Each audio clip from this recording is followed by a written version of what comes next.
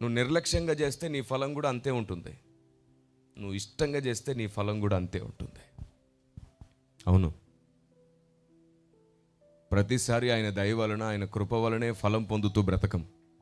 కొన్నిసార్లు మనం కూడా ప్రయాసపడితే వచ్చే ఫలం బహుమానం ఉంటుంది మనకి. వాటిని తప్పకుండా సంపాదించాలి. అందుకే మనం ఆయన పనిని ఏ కొరత లేకుండా మ్యాక్సిమం పూర్తిగా చేయాలి. అప్పుడు ఆయన కూడా ఏ కొరత లేకుండా మొత్తం మనకిస్తూ ఉంటాడు.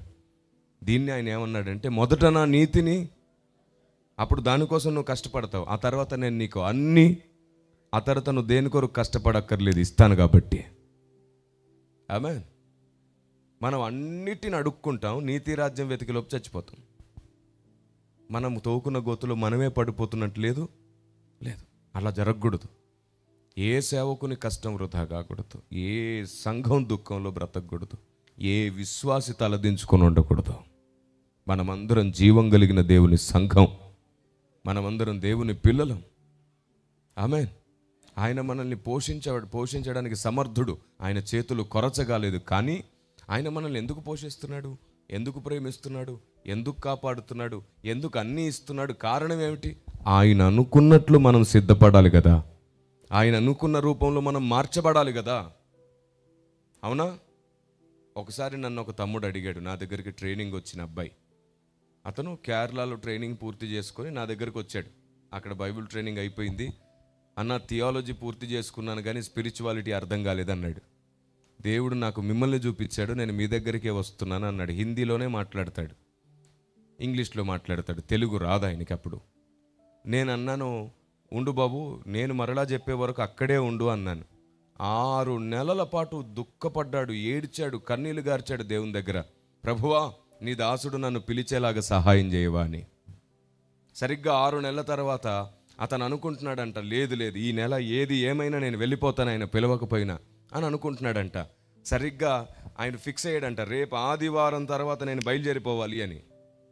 నేను శుక్రవారం ఫోన్ చేసి, బాబు సోమవారం బయలుదేరి వచ్చేసి అన్నాను. ఆయన ఆనందానికి అవధులు లేవు. ప్రభువా, నువ్వు నా ప్రార్థన వింటున్నావు. నేను ఆయన దగ్గరికి ఆదివారం బయలుదేరిపోదాం అనుకున్నాను, కానీ ఆయనే ఫోన్ చేసి సోమవారం వచ్చేయమన్నారు. వచ్చాడు నా దగ్గరికి. చాలామంది చాలా దూర ప్రాంతాల నుంచి, మధ్యప్రదేశ్ నుంచి కూడా వచ్చి తరఫీదు పొందుతున్నారు. చాలా దూర ప్రాంతాల నుంచి వచ్చి తరఫీదు పొందుతున్నారు. ఈ తమ్ముడు ఏమని అడిగాడు తెలుసా? సార్, జీవితం అంటే ఏమిటి అసలు? ఒక్క మాటలో నాకు అర్థమయ్యేటట్టు చెప్తారా? నేను చాలామంది బోధకులని, సేవకులను అడిగితే నాకు 10 పేజీలంత సంగతి చెప్తున్నారు. తిప్పి చెబుతుంటే మాకేం అర్థం కావట్లేదు. ఒక్క మాటలో చెప్పడం మీ వల్ల అవుతుందా అంటే నేను అన్నాను, అది పరిశుద్ధాత్ముడే చెప్పాలి ఒక్క మాటలో. ఏ మానవుడు వల్ల అవుతుంది ఒక్క మాటలో చెప్పడానికి? రా మోకరించి దేవుణ్ణి అడుగుదామంటే మోకరించాం. వెంటనే పరిశుద్ధాత్ముడు నాకు ఆలోచన ఇచ్చాడు. బాబు, దేవుడు నాకు ఆలోచన ఇచ్చాడు. గుర్తుంచుకోండి, ఐడియాలన్నీ మనయే అని చెప్పి క్రెడిట్ అంతా మనమే తీసుకుంటామే. ఆలోచనకర్త ఆయన, ఆలోచన ఇచ్చేది కూడా ఆయనే. బైబిల్ గ్రంథంలో జ్ఞానం నేర్పేది ఆయనే, వాక్య మర్మం బోధించేది ఆయనే. మనకి ఏ ఆలోచనలు రావు, ఆయన ఇస్తేనే మనకు మంచి ఆలోచన వస్తుంది. ఆమేన్. ఆయన గురించి ఏదైనా రావాలంటే అది ఆయన ఇవ్వాల్సిందే. ఈ లోకంలో నీకు ఎన్నైనా గొప్ప ఐడియాస్ రావచ్చు, ఒకరోజు అవన్నీ నిలిచిపోతాయి, నశించిపోతాయి. కానీ దేవుడిచ్చే ఈ ఐడియా ఆయన గురించి అయితే ఎప్పుడు నిలిచిపోతుంది. అది నీకు మహిమగా కూడా మారుతుంది. ఆమేన్. ఆ రోజు నేను ఆ అబ్బాయితో చెప్పాను, వాట్ ఈజ్ లైఫ్ అని అడిగాడు. What is the definition of life? సింపుల్గా నేను చెప్పాను. పరిశుద్ధాత్మ దేవుడు నాకు ఆలోచన ఇవ్వగానే, బాబు, జీవితం అంటే ఏమిటో కాదు, దేవుడు నిన్ను ఎలా పంపించాడో నువ్వు అలాగే వెళ్ళిపోకుండా, దేవుడు నిన్ను ఎలా పంపించాడో అలా వెళ్ళకుండా, దేవుడు అనుకున్నట్లుగా మారి తిరిగి దేవుని దగ్గరికి వెళ్ళాలి. ఇదే జీవితం. ఇంతకు మించిన జీవితం ఇంకొకటి లేదు. ఆమేన్. ఎలా వచ్చావో అలా వెళ్ళకూడదు, దేవుడు అనుకున్నట్లు తిరిగి వెళ్ళిపోవాలి నువ్వు. అలా నిర్మించబడితేనే అది జీవితం. దేవునికి స్తోత్రం కలుగునుగాక.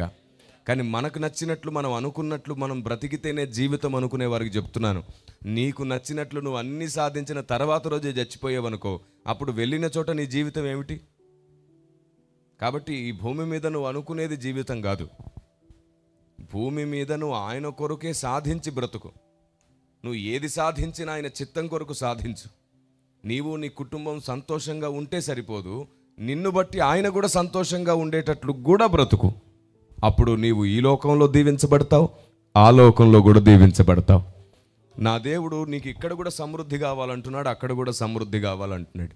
అందుకే ఏమంటాడంటే, ముందు ఆత్మలో వర్ధిల్లు, ఆ తర్వాత అన్నింటిలో వర్ధిల్లు. ఆమెన్. మనం ఎవరం బీదలుగా ఉండడం ఆయనకి ఇష్టం లేదు, బాధల్లో ఉండడం కూడా ఆయనకి ఇష్టం లేదు. కానీ బాధలు ఎందుకు వస్తాయి? బాధలు ఎందుకు వస్తాయి తెలుసా? మనం విరిగి నలగడానికి. మనం విరిగి నలిగితేనే ఆయనకి ఇష్టమైన బలిగా మారుతాం.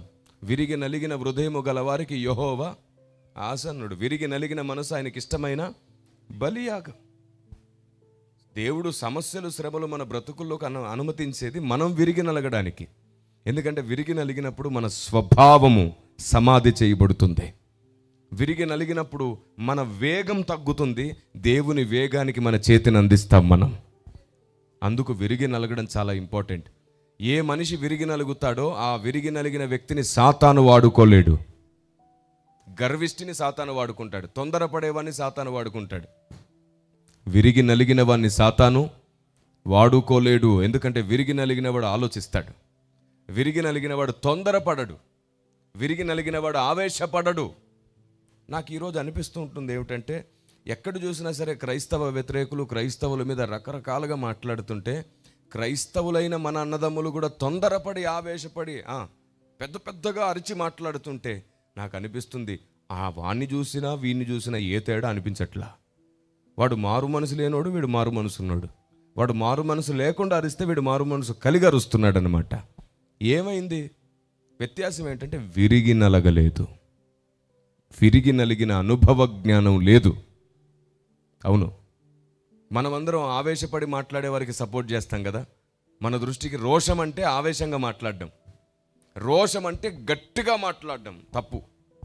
రోషం అంటే ఆవేశంగా గట్టిగా మాట్లాడడం కాదు. చెప్పాను కదా, రోషం అంటే ఏంటో తెలుసా? ఎన్ని ఆటంకాలు వచ్చినా, ఎన్ని అవమానాలు నిందలు వచ్చినా దేవుడు అనుకుంది ముగించే వరకు ఆగకుండా ఉండడమే రోషం. Praise the Lord. ఆవేశంగా మాట్లాడడం రోషం కాదు. మనం ఆవేశంగా మాట్లాడే వ్యక్తులకు కూడా ఎప్పుడు సపోర్ట్ చేస్తుంటాం, జాలి పడుతుంటాం. ఒకటి చెప్పనా, నీ నోరే నిన్ను చిక్కించుకుంటుంది, నీ నాలుకే నిన్ను గొయ్యలో పడేస్తుంది. నీ తొందరపాటు మాటల వల్లే నీ మీదకి మరణం వచ్చే ప్రమాదం ఉంది.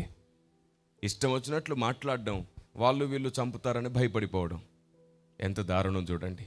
దానికి మళ్ళీ ఉపవాసాలుండి మనం ప్రార్థించడం. బైబిల్ ఏమంటుందో తెలుసా? నరుని కోపం దేవుని నీతిని నెరవేర్చదు అంటుంది. వద్దు, తొందరపడి మాట్లాడకండి. నరుని కోపం దేవుని నీతిని అస్సలే నెరవేర్చదు. నన్ను ఒక పూజారి గారు అడిగారు. పూజారి గారు ఏమన్నారంటే, కిరణ్ పాల్ గారు, మీ కోపం రాదా?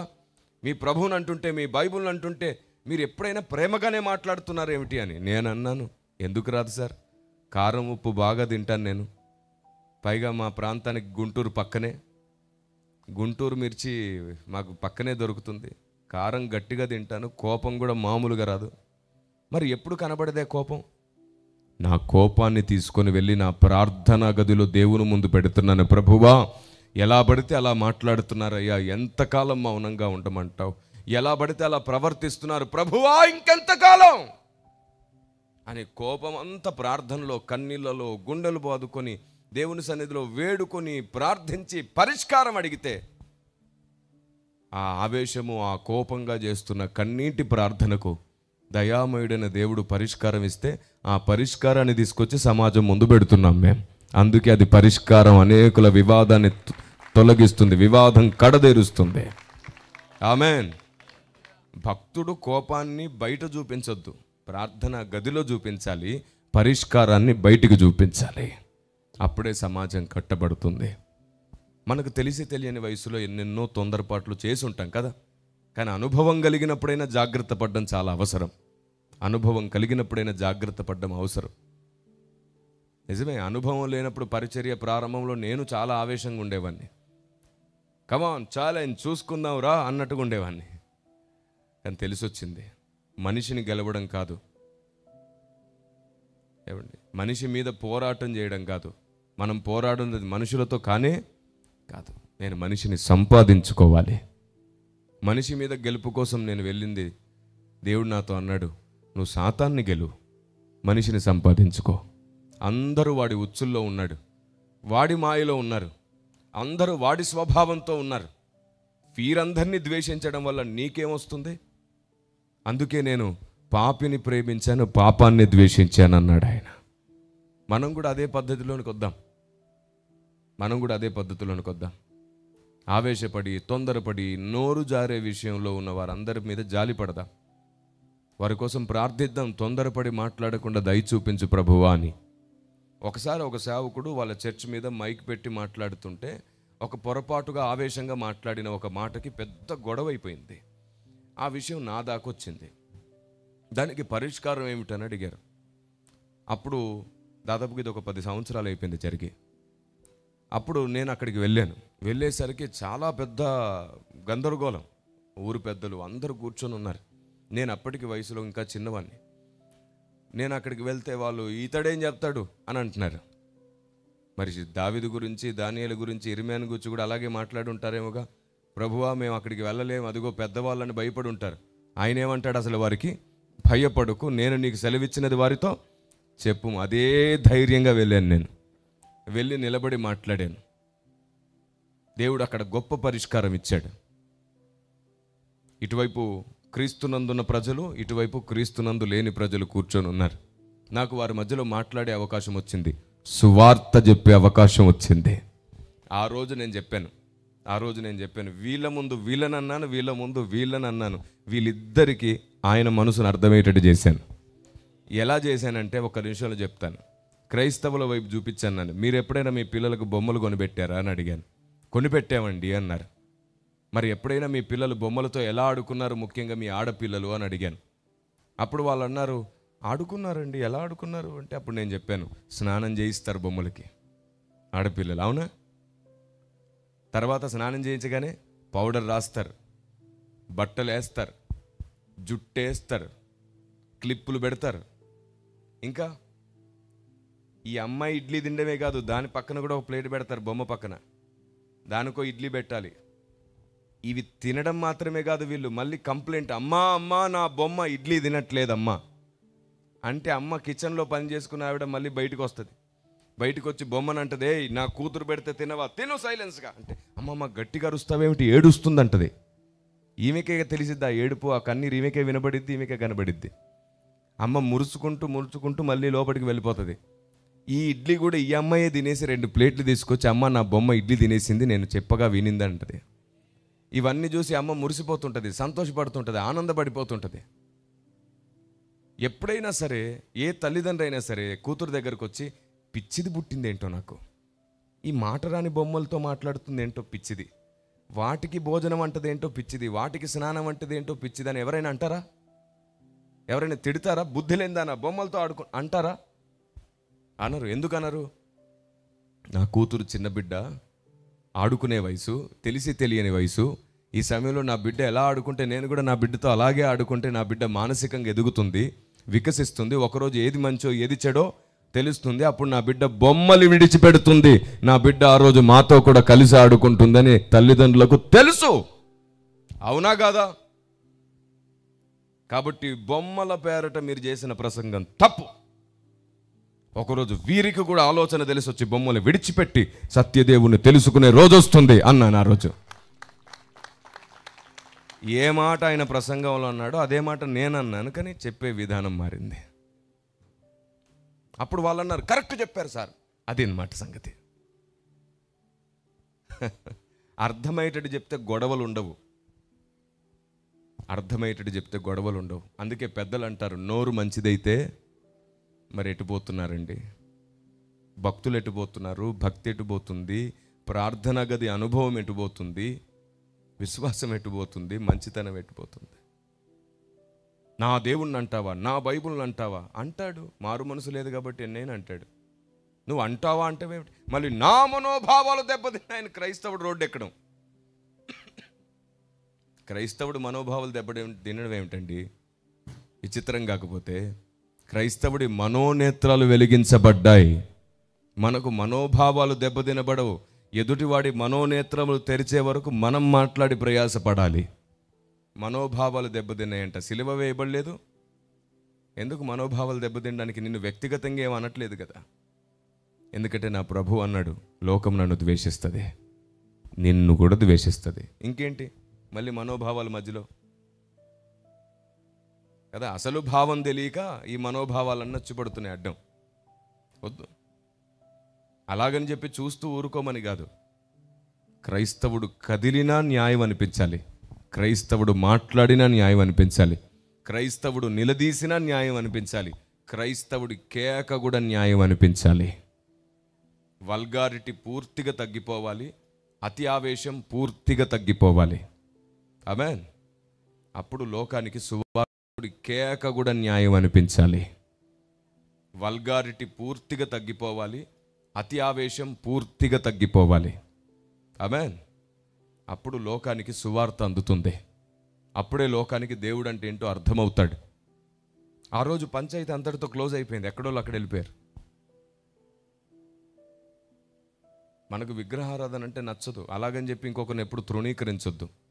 మన పిల్లలు ఎలాగైతే తెలిసిన తర్వాత బొమ్మలు వదిలిపెడతారో అలాగే వారికి కూడా అన్నీ తెలిసిన తర్వాత ఖచ్చితంగా వారు కూడా ఆత్మతో సత్యంతో ఆరాధించే రోజు వస్తుంది. సత్యం తెలిస్తే అప్పుడు అవి వదిలిపెడతారు వాళ్ళు. అంతేగాని మనం ఇప్పుడు వారిని ఎలా పడితే అలా మాట్లాడి అవమానించకూడదు కదా. వారు బాధపడేటట్లు మాట్లాడకూడదు. మీరే చెప్పండి, సువార్తకి వెళ్ళిన వ్యక్తి ఇలా మాట్లాడుతుంటే ఎలా ఉంటుంది? నా దేవుడే దేవుడు, యేసు ప్రభు నమ్మితేనే నీకు నరకం తప్పించబడతావు అంటుంటే వాళ్ళకి వింటే బాధ అనిపించదా? ఇది ఎలా ఉందో తెలుసా? మా అమ్మే మంచిది, మా నాన్నే మంచోడు అంటే ఎలా ఉంటుంది ఎదుటివాడికి? అంటే మరి మా నాన్న సంగతి ఏమిటరా అనడా? సైకాలజీ ప్రకారంగా మనం ఎదుటివాడిని గాయపరిచి మాట్లాడుతున్నాం. వాడు సువార్త ఎలా నమ్ముతాడు? పౌలు భక్తుడు ఎలా మాట్లాడాడు తెలుసా? ఓ ఏథెన్సు వాసులారా, మీ భక్తి గొప్పది, మీరు అతి దేవతా భక్తి గలవారని నేను చూశాను, పరిశీలించాను. చూస్తూ వస్తుంటే తెలియబడని దేవుడు అని చెప్పి మీరు ఒకటి రాసుకున్నారు కదా, ఆ తెలియబడని దాని గురించి మాట్లాడదాం అనుకుంటున్నాను అన్నాడు. వారిని గౌరవించాడు, వారి భక్తిని గొప్ప చేశాడు, వారిని మంచివారు అన్నాడు, వారు ఎంత భక్తి గలవారో గుర్తించాడు. తర్వాత మీకు తెలియంది చెప్తున్నానంటే అప్పుడు అందరూ విన్నారు. విని కొందరు రక్షించబడ్డారు, కొందరు రక్షించబడ్డారు. ఎక్కడైనా అంతే, అందరూ రక్షించబడరు. ఎవరి నేత్రములు తెరవబడతాయి వారు రక్షించబడతారు. వద్దు, మనము రక్షించుకుంటున్నాం. ఇప్పటి వరకు జరిగిన సేవ ఎలాగో తెలుసా? 1000 మందిని కాపాడుకొని 10,000 మందికి శత్రువులు అయ్యాం. 10,000 మందిని కాపాడుకొని 1,00,000 మందికి శత్రువులం అయ్యాం. 1,00,000 మందిని కాపాడుకొని 1,00,00,000 మందికి శత్రువులం అయ్యాం. నష్టం ఎక్కువ ఉందా తక్కువ ఉందా? నష్టమే ఎక్కువ ఉంది. అవును. ఒకసారి నాకు ఇప్పటికీ జ్ఞాపకం, దాదాపుగా 15 సంవత్సరాల క్రితం అనుకుంటాను, ఒక ఉపవాస ప్రార్థనకి నేను వెళ్ళాను. చాలా పెద్ద షెడ్ వేసి ఉంది చర్చ్.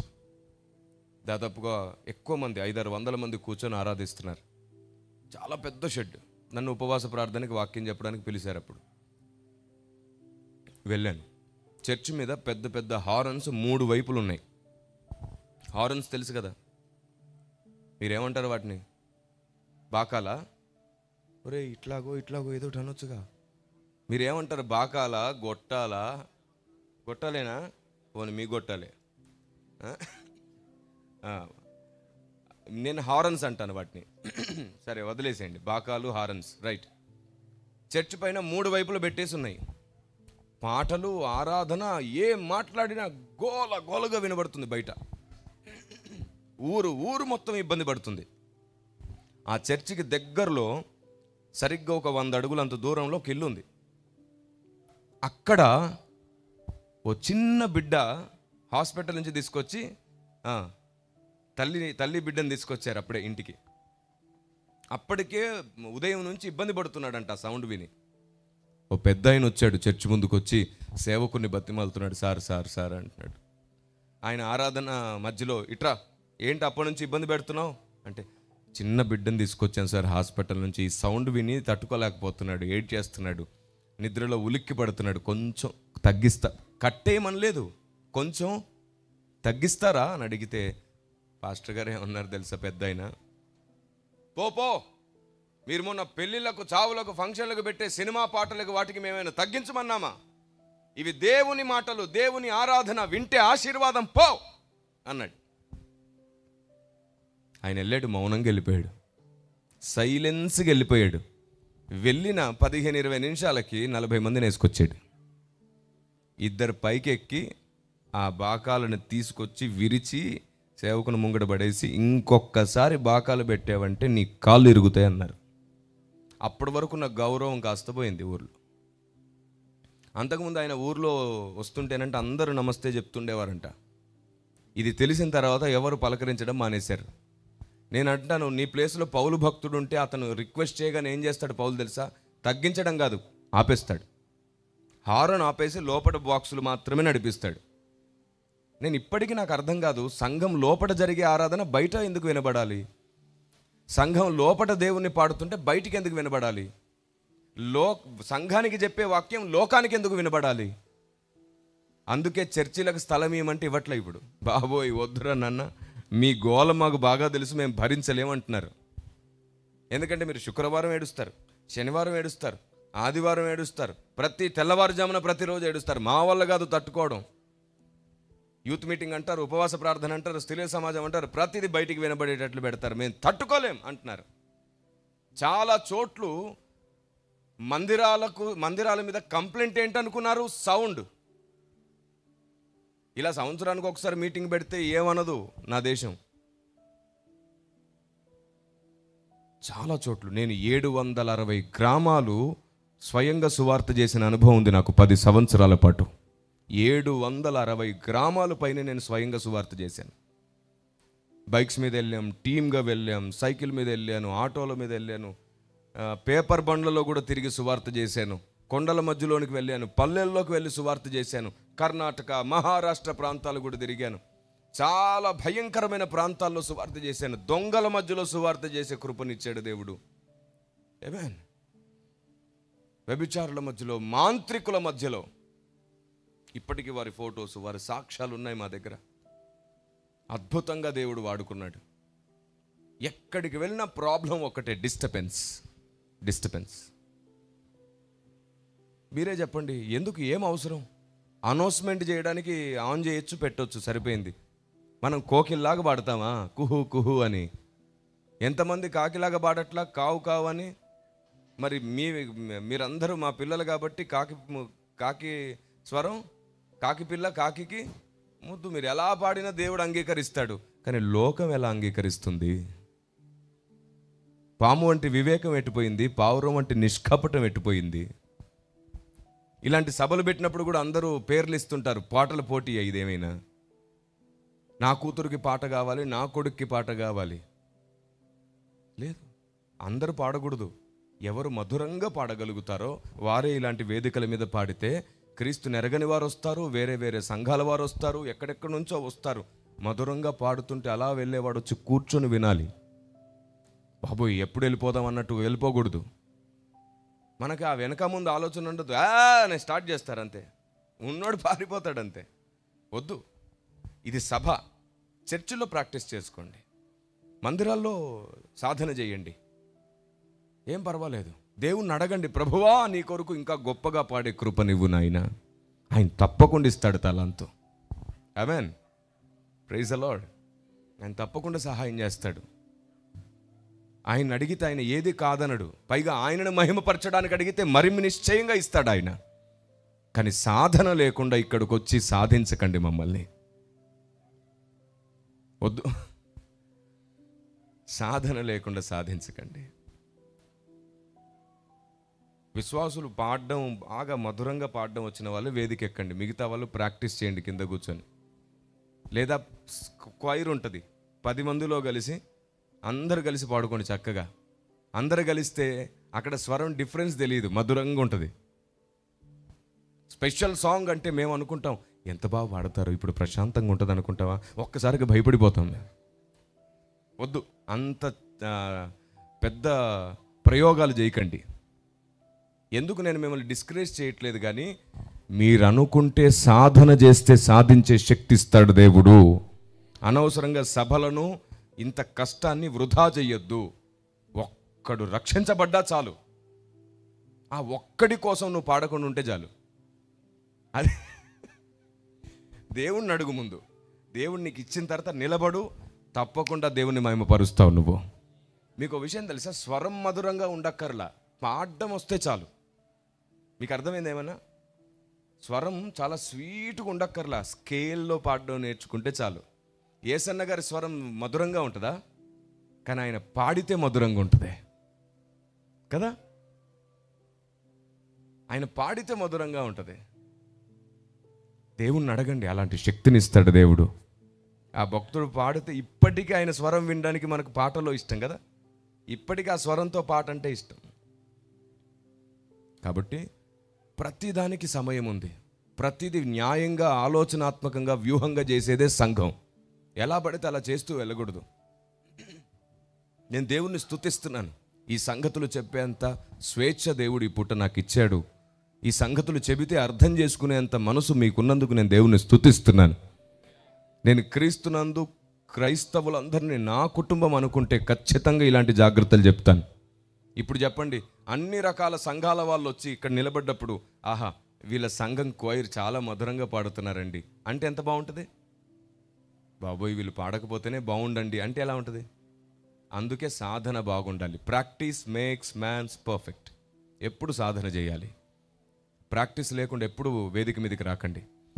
కొందరేమో మాకు అసలు ఈ సభలో ప్రార్థన కూడా ఇవ్వలేదండి అని సనిగేవారు, గునిగేవారు ఉంటారు. పాపం, ఇద్దాం, ప్రార్థన ఇద్దాం. ఎవరికి ప్రార్థన ఇవ్వాలో తెలుసా? కనీసం రోజుకు 3 గంటలైనా ప్రార్థన చేసే వాళ్ళే మైక్ పట్టుకోండి ప్రార్థన చేయడానికి. ప్రార్థన ఇక్కడ అందరికీ కనబడడానికి ఒక అవకాశం కాదు. ప్రార్థన సర్వశక్తిమంతుణ్ణి ఈ సభకు ఆహ్వానించే పిలుపు. ప్రభువా మీరు మా మధ్యలోనికి రండి, మాకు సహాయం చేయండి, మాతో మాట్లాడండి అని ఇతడు పిలిస్తే ఆయన పలికేటట్లు ఉండాలి కదా. అవునా కదా?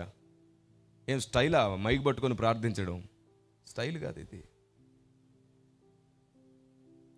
స్పిరిచువాలిటీ లేకుండా, అంటే ప్రార్థనా జీవితం లేకుండా నువ్వు అసలు ప్రార్థన చేయక్కర్లేదు. నువ్వు ముందు ప్రార్థన గదిలో ప్రార్థన చేయి, తర్వాత వేదిక మీదకి వస్తే దేవుడు నీకు అవకాశం ఇస్తాడు. నీకు ఒక విషయం చెప్పనా, నువ్వు ప్రార్థనా గది గలవాడవైతే నువ్వు అవకాశం అడగకూడదు, అడగక్కర్లా. మేమే బతిమాలి పిలుస్తాం, కొంచెం నువ్వు ప్రార్థిస్తే దేవుడు వింటాడయ్యా, రా ప్రార్థన చేయి. ప్రార్థనా పరుల కొరత ఎక్కువైపోయింది ఇప్పుడు. ప్రార్థనా పరులు కావాలి. దేవుని హృదయాన్ని తడిమే వాళ్ళు కావాలి. ఆ హృదయాన్ని ప్రజలకు అందించే వాళ్ళు కావాలి. దేవునికి స్తోత్రం కలుగునుగాక. ఇప్పుడు దేవుడు మీతో ప్రతి విషయాన్ని అర్థమయ్యేటట్లు చెప్పాలనుకుంటున్నాడు. అందుకు దేవునికి చాలా సమయం ఇవ్వాలి మనం. కాబట్టి మొట్టమొదటి విషయం, దేవుని గూర్చిన జ్ఞానం విషయంలో మనం చాలా వెనుకబడిపోయి ఉన్నాం. నేను ప్రతి సంవత్సరం ఏ సభకు వెళ్ళినా ఒక 5 ప్రశ్నలు అడుగుతుంటాను. సంవత్సరానికి 5 ప్రశ్నలు. అలా నేను దాదాపుగా 19 సంవత్సరాలుగా అడుగుతూనే ఉన్నాను. సంవత్సరం మొత్తం ఎక్కడికి వెళ్ళినా 5 ప్రశ్నలు అడుగుతుంటాను, వారికి స్పృహ కలిగించడానికి. అలాగే దేవుని గూర్చిన జ్ఞానం విషయంలో మనం ఎంత దూరంగా ఉన్నామో మీకు అర్థమయ్యేటట్టు చెప్తాను. మీరు చెప్పండి, దేవుడు వెలుగులో ఉంటాడా, చీకట్లో ఉంటాడా? అంతే కదా. మరి సొలొమోనుతో ఎందుకని నేను గాఢాంధకారముందు నివాసము చేయవాడనని యెహోవా సెలవిచ్చాడని అన్నాడు? వెలుగులో ఉండేవాడు చీకట్లో ఎందుకు ఉంటున్నాడు? గాఢాంధకారంలో ఏం పని ఆయనకి? చాలా పెద్ద న్యాయమైన కారణం ఉంది, అదేమిటో మనకు తెలియదు. ఎందుకంటే మనం వాటిని తెలుసుకోవడానికి మందిరానికి రాగా ఆశీర్వాదాలు, దీవెనలు కావాలి మనకి, మొక్కులు, కోరికలు తీరాలి మనకి. కొడుకు పెళ్ళి అవ్వాలి, కోడలికి కొడుకు పుట్టాలి. ఎంత అన్యాయం ప్రార్థనో తెలుసా? కూతురు ఎందుకు పుట్టకూడదు నాకు చెప్పండి? అన్యాయస్తులు పరలోక రాజ్యానికి వారసులు అనుంది కదా. కూతురు ఎందుకు పుట్టకూడదు నాకు చెప్పండి ఒకసారి. కొడుకే ఎందుకు పుట్టాలి మీకు? అదేంటో విచిత్రం. పురుషులు అడగరు, స్త్రీలు అడుగుతారు. మళ్ళీ నాకు కొడుకే పుట్టాలి సార్. స్త్రీలకే స్త్రీ పట్ల కనీస బాధ్యత, గౌరవం లేకపోతే ఎలాగ చెప్పండి? ఇంకా మళ్ళీ అంటారు మాకెవరు విలువ ఇవ్వట్ల. మీరు ఇవ్వండి, ఫస్ట్ మీరిచ్చుకోండి ఒకరికొకరు. మొదట కూతురు కాదంట, కొడుకే పుట్టాలంట. నా 19 సంవత్సరాల సేవా అనుభవంలో నాకు అర్థమయ్యేది కాదు. ఎందుకు అర్థం కాలేదు చెప్పనా? 4 విషయాలు. మీరు చెప్పండి, మనం ఎండలో పడి కష్టపడి ఇంటికి వస్తే ఎదురొచ్చి గ్లాస్ నీళ్ళు ఇచ్చేది కొడుకా కూతురా? అది కూతురే కదా. మొదటి విషయం. రెండవ విషయం, మనకు అనారోగ్యంగా ఉంటే, బాధలో ఉంటే మనం స్కూల్కో కాలేజ్కో వెళ్ళడం మానేసి మరీ ఇంట్లో ఉండి చాకరీ చేసి పెట్టేది కొడుకా కూతురా? కూతురే. ఆమెకు డబ్బులు ఇస్తే దాచి దాచి దాచి తిరిగి మళ్ళీ మన అవసరానికి ఇచ్చేది కొడుకా కూతురా? వీడు ఉన్న ఎత్తుకుపోతాడు. బైక్ కొనిచ్చే వరకు ప్రాణం తీస్తాడు. ఎవడో ఫ్రెండ్ తలకు మాసినోడు వాడి మాయలో పడిపోయి వీడు వాడి స్తోమతకు మించి తల్లిదండ్రులను ఇబ్బంది పెడుతుంటాడు. 4 లక్షల బైక్, 3 లక్షల బైక్, ఎక్కడో చోట వీడు పడిపోతాడు, కాళ్ళు ఎరగొట్టుకుంటాడు, లేదా జీవితమే నాశనం అయిపోతుంది. అప్పుడు ఆ ఫ్రెండ్ ఎటుపోతాడో, వీడి స్టైల్ ఎటుపోతుందో తెలియదు. బైక్ స్టైల్ కోసం కాదు తీసుకోవాలి, మంచి హుందా బైకే తీసుకోవాలి. చావడం కోసం కాదు, బ్రతకడం కోసం, పని కోసం బైక్ కదా. మొత్తం ఐడియాలజీ మారిపోవాలా, సమాజంలో మారిపోయింది. కూతురేమో తను దాచుకుంది తిరిగిస్తుంటుంది. పెళ్లి చేసి పంపినా సరే నీకు బాగోలేదంటే ఏడ్చుకుంటూ వచ్చేది కొడుకా కూతురా? ఇప్పుడు చెప్పండి, ప్రేమ ఎక్కడెక్కువ కనబడుతుంది? మరి నీకెవరు పుట్టాలని అంటున్నావు? ఎందుకు అని నాకు అర్థం కాల. ఇంత ప్రేమ పంచే కూతురు ఉన్నప్పుడు కొడుకు ఎందుకు? నేను ఒక తల్లికి కొడుకునే ఉండి ఆలోచించాను న్యాయంగా. అప్పుడు అర్థమైంది నాకు విషయం ఏమిటో తెలుసా? ప్లానింగ్ ఉంది ఇక్కడ, పెద్ద ప్లానింగ్. ఏంటో తెలుసా ప్లానింగ్? ఈ కొడుకు పెద్దోడ ఒక తన్నుదంతా ఈవిడ వృద్ధాశ్రమంలో పడదామని ప్లానింగ్. ఎందుకు ఈ మాట అన్నానంటే, మీరు చెప్పండి, భారతదేశంలో వృద్ధాశ్రమాలు ఉండడానికి కారణం ఎవరు? సరిపోయింది, నీకు కావాల్సింది అదేగా. అందుకే నేనేమంటానంటే, కొడుకే కావాలనే ప్రార్థన వద్దు. ఎవరినిచ్చినా ప్రేమిస్తాను ప్రభువా, అంగీకరిస్తాను ప్రభువా, కొడుకునిచ్చినా పర్లేదు, కూతురునిచ్చినా పర్లేదు అనే మనసు కావాలి. ఒకసారి నేను విదేశాలకు వెళ్ళినప్పుడు ఎయిర్పోర్ట్ నుంచి మీటింగ్కి తీసుకెళ్తున్నారు. నా పక్కన ఒక బిషప్ గారు కూర్చొని ఉన్నారు. కూర్చొని ఉంటే ఆయనకు ఫోన్ వచ్చింది. సార్ కూతురు పుట్టింది అని చెప్తున్నారు. ఆయన లౌడ్ స్పీకర్ పెట్టి మాట్లాడుతున్నారు. చెప్పండి ఇప్పుడే కిరణ్ పాల్ గారిని రిసీవ్ చేసుకున్నాను, చెప్పండి అంటున్నాడు. వాళ్ళు అన్నారు, సార్ ఇట్లా కూతురు పుట్టింది, మీరు ప్రార్థన చేశారు కదా. అయ్యో అన్నాడు. కూతురు. నాకు ఒక క్షణం ఆ డోర్ తీసినని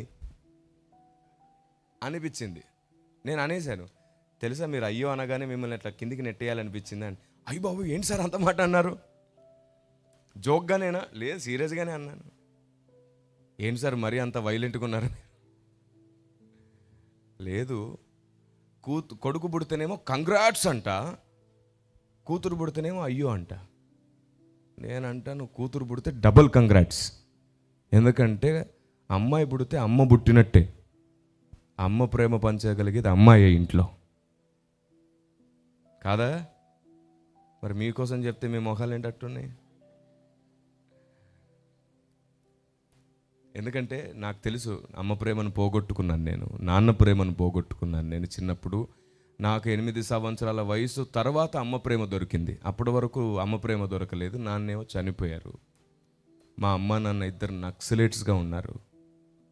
మా నాన్న స్కూల్ హెడ్ మాస్టర్గా ఉండేవాడు, మా తాత స్కూల్ హెడ్ మాస్టర్, మా బాబాయ్ గారు గవర్నమెంట్ ఎంప్లాయీ. అందరు వెల్ ఎడ్యుకేటెడ్. ఆయన అప్పట్లోనే MA చదువుకున్నాడు. 8 ఎకరాల స్థలం అమ్మి 18 గ్రామాలను దత్తత తీసుకొని దిక్కులేని వారిని చదివించాడు మా నాన్నగారు. రాత్రిబడులు పెట్టి, రైతులకు రాత్రిబడులు పెట్టి చదువు చెప్పాడు మా నాన్నగారు. సారా గాస్తుంటే పెద్ద పెద్ద ధర్నాలు చేసి సారా గాయడం ఆపి ఉద్యమాలు చేసిన వాడు మా నాన్నగారు. ప్రజాసేవకుడు. నక్సలేట్గా మారిపోయాడు. మా అమ్మ నక్సలేట్గా మారిపోయింది. మమ్మల్ని వదిలేసి వెళ్ళిపోయారు బంధువుల దగ్గర. వారు కొన్నాళ్ళు బాగానే ఉంచుకొని, మరి డబ్బు, ఆస్తి ప్రేమను చంపేస్తుంది కదా, వాళ్ళు మమ్మల్ని ఇబ్బంది పెట్టి మేము అక్కడి నుంచి పారిపోయేటట్లు చేయాలని చేశారు. మిరపకాయ నుంచి మా కళ్ళలో పెట్టేసేవాళ్ళు, చురుకులు పెట్టేవారు. ఇప్పటికీ నా ఒంటి మీద వాళ్ళు పెట్టిన చురుకులు, మరకలు అలాగే ఉన్నాయి. ఇబ్బంది పెట్టేవారు చాలా ఎక్కువగా. మేము పెంచుకునే కుక్కల దగ్గర పడుకునే వాళ్ళం. మేము ఇంట్లోంచి నెట్టేస్తుంటే ఆ కుక్కల్ని గట్టిగా పట్టుకొని చలికి వణుకుతూ, ఆ రేంజ్ నుంచి, ఆ స్థాయి నుంచి దేవుడు ఈరోజు ఒంటరివన్నీ 1000 మందిగా మార్చాడు. దేవునికి స్తోత్రం కలుగునుగాక. నన్ను లేపిన దేవుడు నిన్ను కూడా లేపగలడు. అందుకే నేను చెప్తున్నాను, మన గర్వంతో మనం దేవుని చిత్తాన్ని చేయలేం, మన కోపంతో చేయలేం. ప్రతిరోజు నేర్చుకుందాం, ప్రతిరోజు మార్చుకుందాం, మనం భక్తులం అవుతాం. ప్రతిరోజు నేర్చుకోవాలి. మనం ప్రతిరోజు నేర్చుకొని ప్రతిరోజు మార్చుకోగలిగితేనే పరిశుద్ధాత్మ దేవుడు మనకు నేర్పిస్తాడు. ఇంకొక మాట అడుగుతాను, దేవుని గురించి మనకు ఎంత తెలుసో తెలుసుకోవాలి కదా. మీరు చెప్పండి, బైబిల్ గ్రంథంలో అంటే ముఖ్యంగా ప్రకటన గ్రంథం ప్రకారం ఆకలి దప్పులు ఉంటాయా ఉండవా పరలోకంలో? ఉండవు. Very good. ఎందుకంటే బైబిల్ అదే ఉంది, ఉండవనే ఉంది. నేను కూడా ఉండవనే నమ్ముతా. పరలోక రాజ్యంలో ఆకలి దప్పులు ఉండవు. సరే కానీ ఆకలి దప్పులు లేని రాజ్యంలో దేవదూతల ఆహారం ఎందుకున్నట్టు? మన్నా ఇప్పుడు సైడ్ చూసింది, నిజమే కదా, నిజమే కదా. ఎందుకుందో మనం దేవుణ్ణి అడగలేదు, మనం తెలుసుకోలేదు. దేవుడేమో చెప్పడానికి జ్ఞానం రెడీగా పెట్టాడు బైబిల్ గ్రంథంలో. చాలా గొప్ప న్యాయమైన కారణం ఉంది. ఆకలి దప్పులు లేని రాజ్యంలో దేవదూతల ఆహారం ఎందుకుందో. అవును, ఆకలి దప్పులు లేని రాజ్యంలో సంఘానికి క్రీస్తుకు వివాహమైన తర్వాత పెండ్లి విందు ఎందుకు జరగబోతుంది? ఆకలి దప్పులు లేని రాజ్యంలో పెండ్లి విందు ఎందుకు? సంఘానికి తెలియదు. ఆకలి దప్పులు లేని రాజ్యంలో జయించిన వారిని జీవవృక్ష ఫలములు భుజింపనిత్తునని ఎందుకన్నాడు? సంఘానికి తెలియదు. ఆకలి దప్పులు లేని రాజ్యంలో మీతో పాటు ద్రాక్షారసం తీసుకుంటానని ఎందుకన్నాడు? సంఘానికి తెలియదు. వ్యాధి బాధలు లేని రాజ్యమైతే జీవవృక్షపు ఆకులు తింటే స్వస్థపడతారని ఎందుకు రాయించాడు?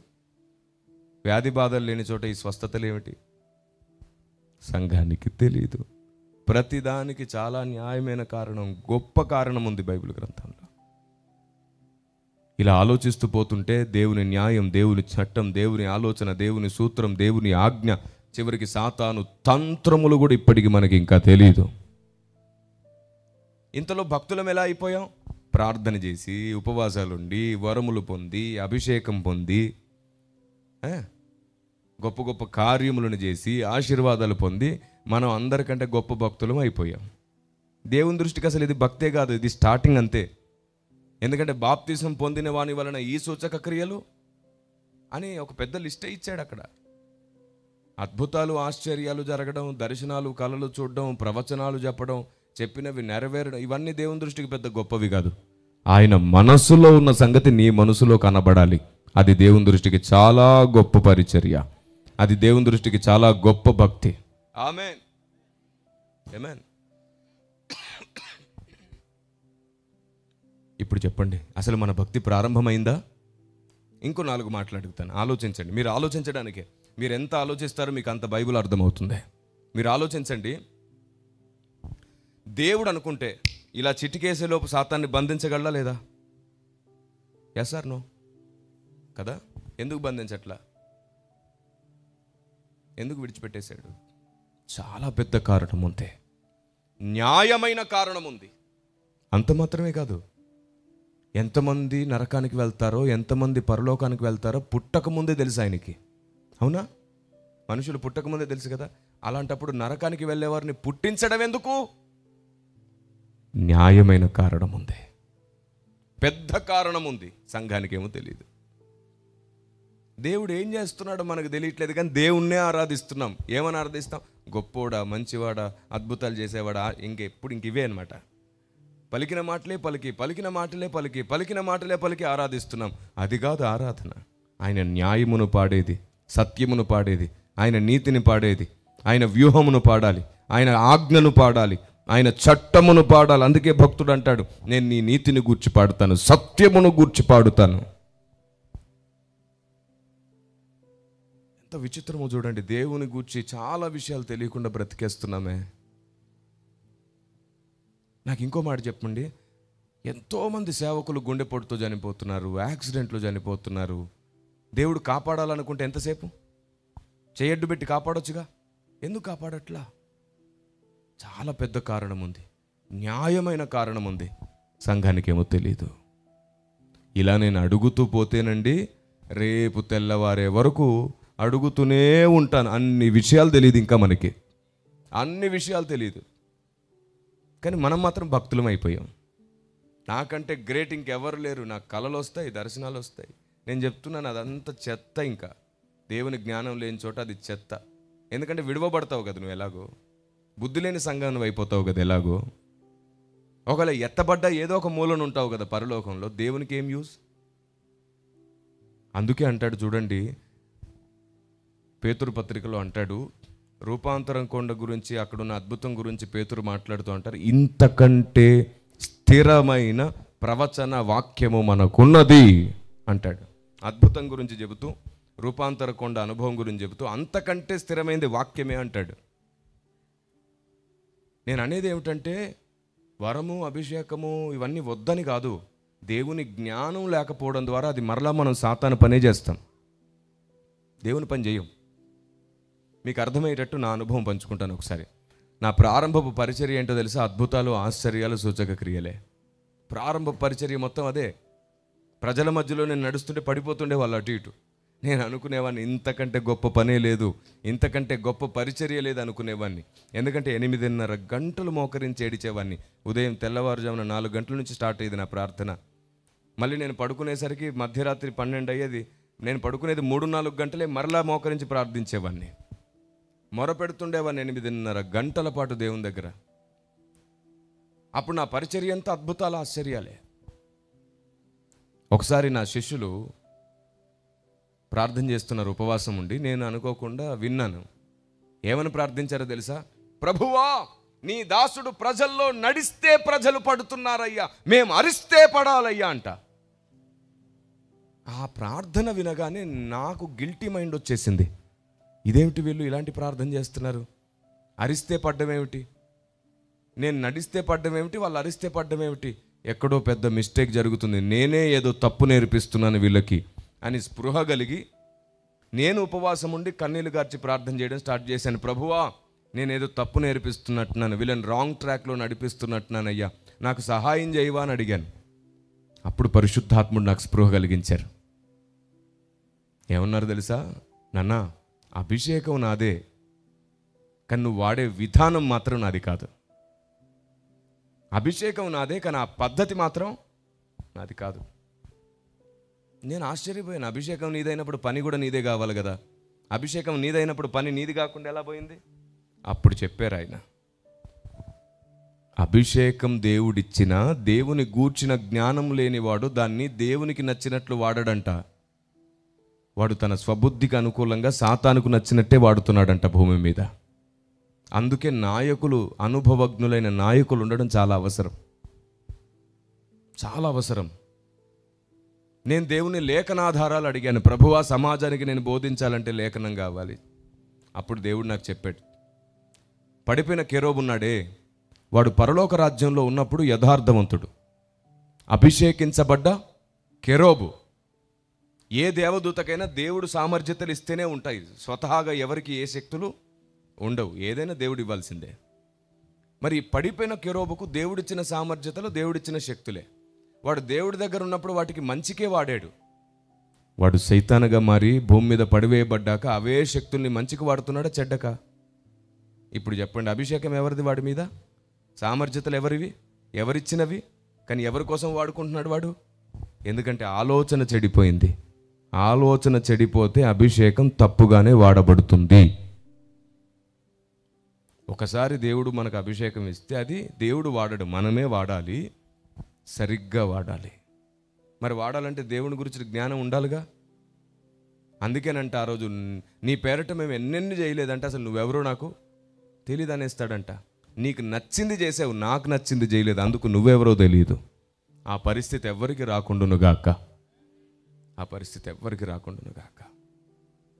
ఇంత బ్రతికి అక్కడికి వెళ్ళిన తర్వాత నువ్వెవరో తెలియదంటే ఇంకేముంది, అయిపోయింది. ఎంత దారుణమైన జీవితం అది. అలా జరగకూడదు. అలాంటి రోజు ఎవ్వరికి రాకుండా ఉండడానికే దేవుడు ఎప్పటికప్పుడు హెచ్చరించి సరిచేస్తూ ఉన్నాడు. ఆ రోజు నుంచి నేను నా పరిచర్య విధానమే మార్చేశాను. అప్పటి నుంచి ప్రజల్ని పడగొట్టే పనిలో లేను. ఇదే హస్తం నేను ప్రజల మీద ఉంచితే వారు పశ్చాత్తాపపడి గుండెలు బాదుకొని తమ పాపాలు ఒప్పుకుంటున్నారు. అప్పటి నుంచి వారు పశ్చాత్తాపపడి నూతన జీవితం ప్రారంభిస్తున్నారు. అప్పుడు కొందరి మీద నేను చేతులు ఉంచినప్పుడు వారిలో నూతన క్రియ జరగడాన్ని చూస్తున్నాను, నూతన మనసు పుట్టడాన్ని చూస్తున్నాను. అప్పటి వరకు పడితే చాలనుకున్నాను, ఇప్పుడు పడిన ప్రతి ఒక్కడు లేచే వరకు ఊరుకోవట్లేదు. దేవునికి స్తోత్రం కలుగును గాక. ఏది దేవునికి నచ్చిన పని కదా. అఫ్కోర్స్ దురాత్మలు పట్టిన వారు, బలహీనతలు ఉన్న వాళ్ళు పడిపోతుంటారు కాదు నేను అనేది. ఇట్లా ముడితే అలా పడిపోయి మళ్ళీ టంగ్మని లేసుకొని సర్దుకొని మళ్ళీ కిందికి వచ్చే, మళ్ళీ వేరే మీటింగ్లో కూడా మళ్ళీ ముడితే మళ్ళీ పడిపోయి మళ్ళీ టక్మని లేచి మళ్ళీ సర్దుకొని మళ్ళీ నవ్వుకుంటూ వచ్చేసి ఈ వ్యవహారాలు ఉన్నాయి చూసారు ఇప్పుడు సమాజంలో. మళ్ళీ వీడు గొప్ప అనుకుంటాడు, చూసాను నేను పడ్డాను అని గొప్పగా చెప్పుకుంటాడు. నువ్వు పడడం గొప్ప కాదు నాన్న, నీ మీదికి దేవుని శక్తి వస్తే క్రియ జరగాలి నీలో, అది చాలా ముఖ్యం. అది నాకు అర్థమైన తర్వాత నుండి ఈ హస్త నిక్షేపణ క్రియ చేస్తుంది, దేవుని వాక్యాన్ని నెరవేరుస్తుంది. అభిషేకం ప్రజలని కేవలం ఆర్భాటంలో ముంచదు, ఆలోచనతో నింపుతుంది, దేవుని చిత్తము నెరవేర్చడానికి. ఆమేన్. ఇలా ప్రతిదానికి విలువ పోగొట్టుకొని ప్రతిదానికి దేవుని దగ్గర లెక్కప్ప చెప్పుకునే బలహీనత ఏర్పడితే పరిశుద్ధాత్మ దేవుడు దుఃఖపడతాడు కదా. ఇప్పుడు చెప్పండి, మనకు దేవుని గురించి ఎంత తెలిసిపోయింది? అసలు ఏం తెలిసిందో చెప్పనా? మీకు చిన్నగా ఒక మాట చెప్తాను. మనమంట పరలోక రాజ్యానికి వెళ్ళిన తర్వాత మనం బోధ చేస్తే దేవదూతలు వినబోతున్నారంట. మనం బోధ చేస్తే వాళ్ళు కూర్చొని వింటారు. సంఘం బోధ చేస్తే దేవదూతలు వింటారు. ఎక్కడుంది మాట బైబిల్లో? ఏం సార్ అంత వింత మాట చెప్తున్నావు? బైబిల్లో లేదు, ఇన్ని సంవత్సరాలు మేము చదివితే కనబడింది, నీకెలా కనబడింది? నేను మళ్ళీ చెప్తున్నాను, మనిషికి సొంత జ్ఞానంతో ఏది కనబడదు. దేవుడు చూపించమంటేనే ఏదైనా మనం చూపించగలం. ఆమేన్. బైబిల్ మీద 10 PhDలు చేసిన వాడికి కూడా సముద్రంలో స్పూన్ తెలిసినట్టే బైబిల్ గురించి, అంతేనా? ఎంత థియాలజీ తెలిసినా నీకు ఇంతే తెలిసినట్టు. ఆదికాండం నుంచి ప్రకటన గ్రంథం వరకు ఒక్క వచనం విడిచిపెట్టకుండా మర్మము, జ్ఞానము, న్యాయము, సూత్రము, చరిత్ర ఇలా మొత్తం తెలిసిపోయి ఇంకా నువ్వు నేర్చుకోవడానికి ఏమీ మిగిలినంత జ్ఞానం తెలుసుకున్నాక నీకు అర్థమయ్యేది ఒక్కటే, దేవుడు ఇంకా నాకు అర్థం కాలేదు అని అంటావు. అప్పుడు నువ్వు అంతటి అనంత జ్ఞాని ఆయన. నీకు బైబిల్ మొత్తం అర్థమైనాక అర్థమయ్యేది దేవుడు అర్థం కాలేదని మాత్రమే. అంత ఉన్నతుడు దేవుడు. అసలు మనం గర్వపడడానికి ఏమీ మిగిలి లేదు. అందుకే నేను చెప్తున్నాను ఏమిటంటే, ఇది దేవుని ఆలోచన, పరిశుద్ధాత్ముని జ్ఞానం మాత్రమే నేను మీకు చూపిస్తున్నాను. మీరు చూడండి, ఎఫెసీ పత్రిక 3వ అధ్యాయం 8-10 వచనాలు. ఎఫెసీ పత్రిక 3వ అధ్యాయం 8-10 వచనాలు చూడండి. ఎవరైనా ఒకరు చదువుతారా?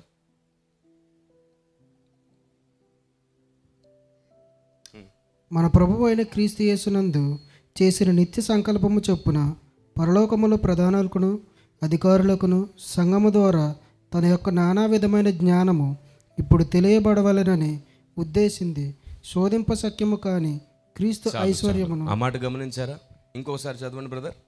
దేవుడు మన ప్రభువైన క్రీస్తు యేసు, అక్కడ ఏముందంటే, దేవుడు మన ప్రభువైన క్రీస్తు యేసునందు చేసిన నిత్య సంకల్పం చొప్పున పరలోకములో ఉన్న ప్రధానులకును అధికారులకును అంట.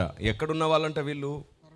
పరలోకంలో ఉన్న ప్రధానులకును అధికారులకును సంఘము ద్వారా దేవుడు తన నానావిధ జ్ఞానం తెలియజేయాలనుకుంటున్నాడు. ఆమేన్. ఏం బోధించాలనుకుంటున్నాడంట? నానావిధ జ్ఞానం. ఇప్పుడు నేను అడుగుతున్నాను, మనం వెళ్ళి దేవదూతలకు దేవుని జ్ఞానం బోధించాలంట. ఒకవేళ రేపే మీ జీవితానికి ముగింపు అయితే మీరు అక్కడికి వెళ్ళి వాళ్ళకి చెప్పడానికి ఏమైనా నేర్చుకున్నారా? ఏమైనా రెడీగా ఉందా మీ దగ్గర? అయిపోయింది. మరి ఏది ఇంతకాలం భక్తి ఎడిపోయింది? అందుకే చెప్తున్నాను, మనం గర్వపడడానికి ఏమీ మిగిలి లేదు. దేవదూతలకు మనం బోధ చేసేది ఏమిటి?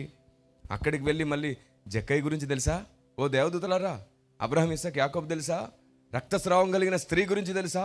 విశ్వాసం అంటే ఏంటో తెలుసా? నమ్మకత్వం అంటే ఏంటో తెలుసా? అంటే వాళ్ళు అంటారు, ఎవరే అంత కష్టపడి భూమి మీద భక్తి చేసి మళ్ళీ పరలోకానికి వచ్చి సండే స్కూల్ స్టార్ట్ చేసేమేమిట్రా అంటారు వాళ్ళు. అందుకే దేవుడు అక్కడ రాయించాడు నానావిధ జ్ఞానం. ఇప్పటికీ దేవుని చట్టం వారికి పూర్తిగా అర్థం కాలేదు, దేవుని ఆలోచన విధానం పూర్తిగా అర్థం కాలేదు, ఇప్పటికి వారికి దేవుడు ఏం చేస్తున్నాడో పూర్తిగా అర్థం కాలేదు. ఈ మనుషుల్ని దేవుడు ఇలా సృష్టించడం వెనకాల ఆయన ఉద్దేశం ఇంకా వాళ్ళకి అర్థం కాలేదు.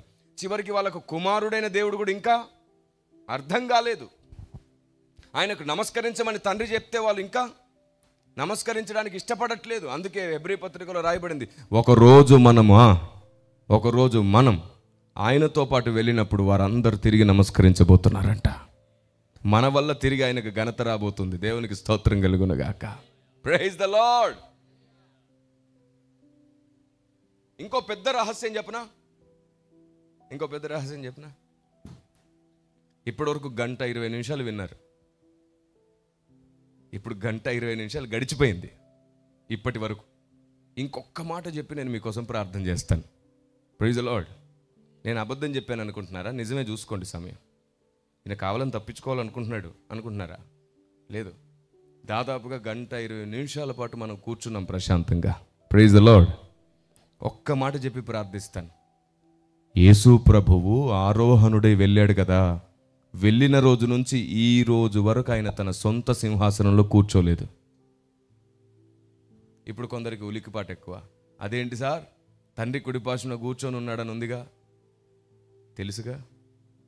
తండ్రి కుడిపార్శ్వమున కూర్చున్నాడని నాకు తెలుసు, బైబిల్లో కూడా ఉంది. కానీ ఆయన తన సొంత సింహాసనంలో కూర్చోలేదనే చెప్తున్నా నేను. అదే సార్, కుడిపార్శ్వం అంటే ఇంకో సింహాసనం కదా, అదే చెప్తున్నాను. బైబిల్ జాగ్రత్తగా చదువుదాం.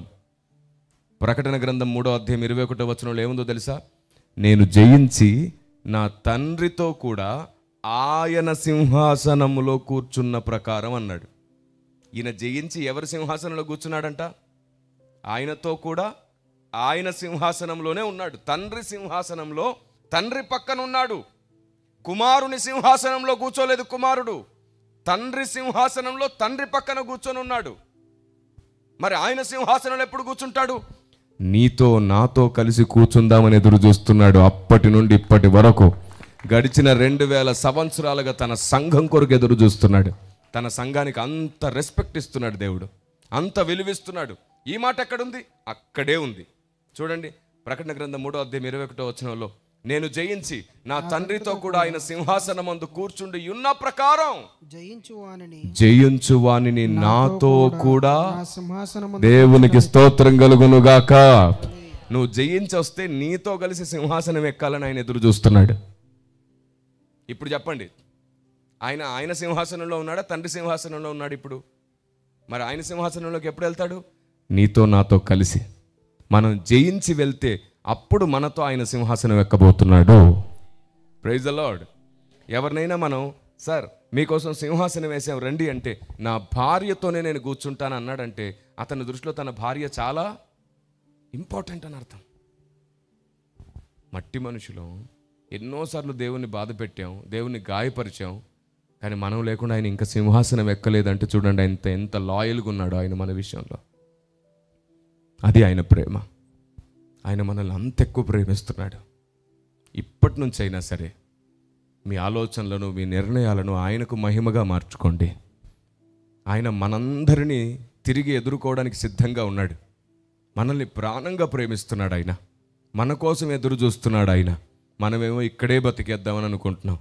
చాలామంది తమ్ముళ్ళు చెల్లెళ్ళు పాపం పువ్వులు పట్టుకొని తిరగడానికి వాళ్ళకి టైం సరిపోవట్లే. తమ్ముడు, ప్రేమ దోమ అని తిరిగావంటే గుర్తుంచుకో, ఈగలు తోలుకోవడానికి కూడా టైం సరిపోదు. ఈ ప్రేమ దోమ నిన్ను ఈగల దగ్గరికి తీసుకెళ్తుంది. నేను చెప్తున్నాను, చాలామంది జీవితాలు చూసి ఎక్స్పీరియన్స్తో చెప్తున్నాను. 25 సంవత్సరాలు, మినిమం 25 సంవత్సరాలు లేదా 23 సంవత్సరాలు దాటే వరకు నీ లైఫ్కి ఎవరు కావాలో నువ్వు సెలెక్ట్ చేసుకోకూడదు. అది తప్పుడు సెలెక్షన్ అవుతుంది. ఈలోపే మినిమం 23 సంవత్సరాలు దాటిన తర్వాతే నీ జీవితానికి ఎవరు కావాలో నువ్వు సెలెక్ట్ చేసుకోవాలి. అదేంటో 7th క్లాస్లోనే స్టార్ట్ చేస్తున్నారు మహానుభావులు సెలక్షన్లు. వద్దురా నాన్న. ఆ తర్వాత నీకు ఫ్రస్ట్రేషన్లు, ఈ వయసులోనే బీపీ, ఫోన్ లిఫ్ట్ చేయట్లేదు, మెసేజ్ చేయట్లేదు, నన్ను కలవట్లేదు, ఎటు పోయిందో తెలియదు, వాడు ఎటు పోయాడో తెలియదు. ఎందుకురా ఈ గోలంతా మీకు? చక్కగా అమ్మ నాన్నతో హ్యాపీగా ఉండి అందరితో కలిసి ఆనందించి సంతోషంగా గడిపి ఓ మంచి చదువును చదివి ఉన్నతులైపోయి సంపాదించే వాళ్ళు అయిపోయి ఎవరి దగ్గర చెయ్యి జాపకుండా మీ సంపాదన మీద మీరే నిలబడి అప్పుడు మీ సంపాదనకు ఒక రాణిని వెతుక్కోండి. అది కదా అసలు జీవితం అంటే. అది కాదంట. ముందు బేవార్స్ అయి తర్వాత దాన్ని కవర్స్ చేయాలి. తప్పు నాన్న. ముందు మీరు సక్సెస్ అవ్వాలి.